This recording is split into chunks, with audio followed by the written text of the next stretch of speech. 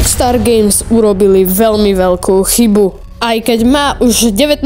novembra 2026 výjsť nové GTA 6, nezdá sa, že by malo výjsť.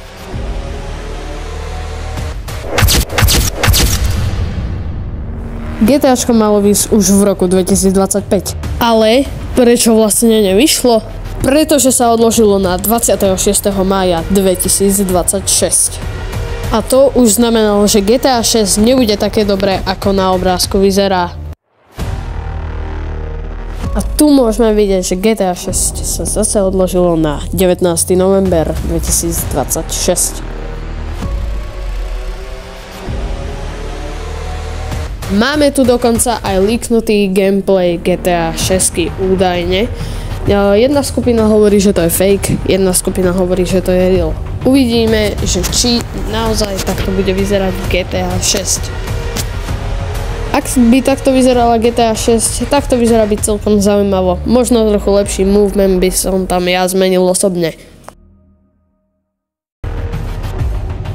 Ďalší problém GTA 6 je to, že Rockstar Games už nevymýšľa vlastné nápady. Už to nie je taká hra, ktorá by mala svoje originálne korene. Myslím tým to, že hra je inšpirovaná od hry Red Dead Redemption 2, ako aj každé iné.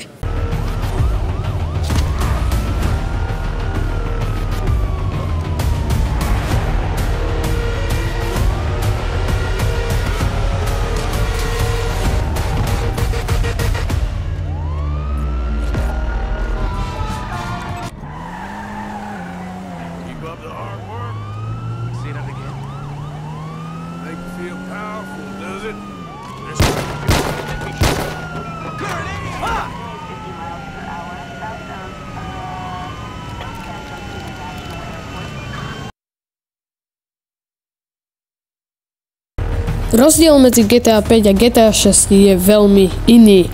Hlavné je miesto a grafika. Miesto, kde sa odohráva GTA 5 je v Amerike, v Los Angeles, alebo teda už v známom Los Santos. Za to GTA 6 sa už bude odohrávať v známom Miami. Problém je ten, že pokiaľ vznikne GTA 6, môže vzniknúť ďalších veľa nových hier a GTA 6 bude potom jedna z tých zabudnutých. Ale aj keby nové GTA 6 vzniklo, určite nebude mať hneď taký veľký boom ako GTA 5, ktorá bola síce založená v roku 2013 a dovtedy ešte toľko veľa ľudí nemalo sociálne siete, teraz by bol už rok 2026, už ich má viac, ale GTA 5 je viacej zachovala.